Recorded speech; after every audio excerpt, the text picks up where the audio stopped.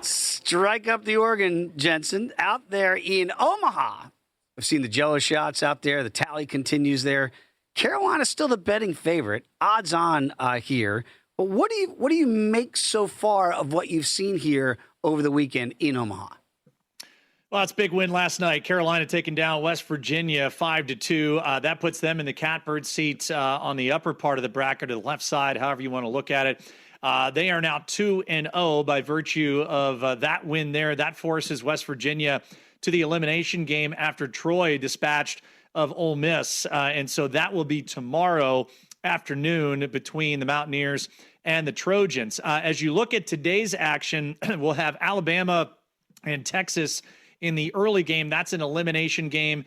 And then the 1-0 game will be Oklahoma and Georgia. And if you did jump on the Sooners before the tournament, as I advocated for a value selection, you're in a great spot to potentially monetize right there if they find a way into that 2-0 winners bracket portion. As we sit here with the odds, I'm not really keen on adding anything right now. I think that Georgia's got to stay in the winners bracket because I don't think they have as deep a pitching staff to be able to come out of a loser's bracket scenario. However, if you are looking at North Carolina as the odds on, I do agree with that. I wrote up North Carolina at 15-1 with our great colleague at VSiN.com, Aaron Moore, before the tournament started as one of those value selections to be able to win the College World Series.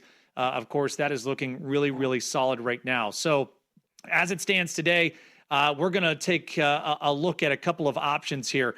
Alabama needs to get Justin LeBron going, one of their studs and one of the best players in baseball. Texas, for them, I would think some early offense from Aiden Robbins and Carson Tinney, the 1 and 2 hitters respectively in their lineup. I would lean towards Texas here on the money line if you're looking to play it. I will check and see where some of the weather is as far as the wind blowing out. Last I saw that both games look to have the wind blowing out. So if you're playing totals, overs would be a way to go here. But I think Texas, the spot for me in the early elimination game. Looking towards Oklahoma and Georgia, I would say that Georgia, again, would be the side here. Offensively, their power surge has been really good. And so far, so good, at least in one game, translating from what we usually see in Foley Field here to a more spacious Charles Schwab Field. So can the Sooners keep the Bulldogs in the yard? If they can, then Oklahoma has a shot tonight. But I think I still would go with Texas and Georgia on the money lines. I'll check the totals. If there is anything advantageous, I will put that as an official pick for VSiN Pro subscribers. But that is my lean right now, Dave, for the two games that will take place later on today. Let me get your feelings on Almost Heaven, West Virginia. They have dipped now to 18-1 in the marketplace here from about plus 750 last week. Not entirely cooked here for Almost Heaven. Did they have a pathway, Jensen, that you see realistically? Like if nobody has jumped in yet on the Mountaineers, is there some play there to be made? Oh, yeah, I mean, you could, certainly. And I would believe that Steve Saban's crew and knowing their pitching depth, it keeps them in a pretty good spot.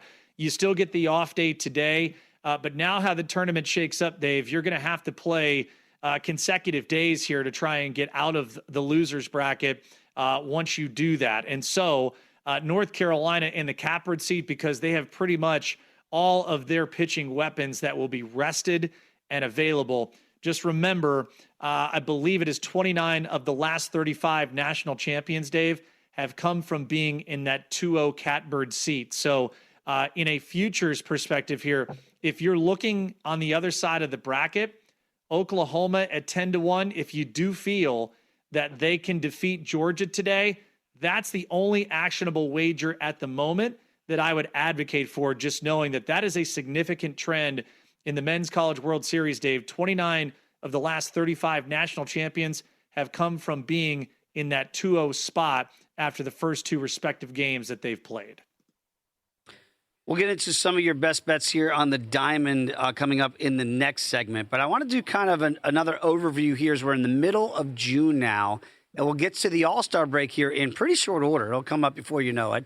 And then we'll have the trade deadline here in the first week of August. So time starts to go out in the sand and the hourglass here for certain teams out there in Major League Baseball. I mentioned earlier in the show, I thought it was a good week, obviously, weekend for the Yankees in the AL East. They're still obviously big favorites to win the AL East. Once they get Aaron Judge back, and I know you've got a big ticket now on the Yankees to win the American League in conjunction with the Knicks, do you think they still are? And can we just expect Judge, when he comes back, to be the same guy, the favorites to win the pennant in the American League? I because of where their pitching resources are, and again, we can have this conversation at the All-Star break because I think that will lend us more clarity as to what those acquisitions potentially are at the trade deadline. If I'm looking at, I still believe the Mariners are the best team. I still feel that my 5-1 on the Mariners to win the American League is live. I did not expect it to be a 4-team race in the West. The Mariners, Athletics, Rangers, and Astros beginning play today are only separated by 4 games in the division. And if you look just overall at the league, if we were to start the postseason today, Dave, you have the Yankees and the White Sox getting the byes in the American League. Now, that is a significant development because we always talk about when you look at having to play the extra series in the wild card round, you have to expend much more pitching to get through unless you sweep. And even then, you're still having probably your number 3 starter lined up for a game 1 of a division series. And then in game 2, maybe, just maybe, you can get your ace back for that game 2, but in all likelihood, not available until game 3 back at your home ballpark. If we're handicapping the American League right now, and I mentioned it earlier for people just joining us, the injury for the Cleveland Guardians with Jose Ramirez is monumental. They have basically their heart and soul on the shelf for at least 6 weeks. And it's not just even if he's coming back on an aggressive timetable, Dave. Hamate bone injuries sap the power that you have as a hitter. And it's going to take time. They don't really have another guy that drives in runs with the authority and the consistency on their roster right now the way that Jose Ramirez does. They are in deep trouble, especially if Chase DeLauter may be out for multiple weeks. He had exited with a side issue. They're calling it a bruise, waiting for more imaging results to come back, and maybe we get an update on that today. But I can't, in good faith, back the Guardians at any future price right now, knowing that for 6 weeks, you got to try and tread water already at a -3 run differential when you had Jose Ramirez. Where's the offense? I don't see it. I don't know about you, but they are eliminated in my idea, in my mind, of any advocacy for future prices, no matter if it's make the playoffs, wild card, or divisional futures right now. There's one team in the National League that I cannot get a read on. I know we've got about 90 seconds to go in this segment. I don't know if that's enough time to amply break down the Chicago Cubs, but they feel like the ultimate Jekyll and Hyde team so far here through 2.5 months of the baseball season. Jensen, they've drifted in the marketplace a little bit. About 13-1 I'm seeing to win the pennant, 25-1 to win the World Series here. It feels like the Brewers have really hopped ahead of them in the betting market. Where are you on the Cubs right now, big picture?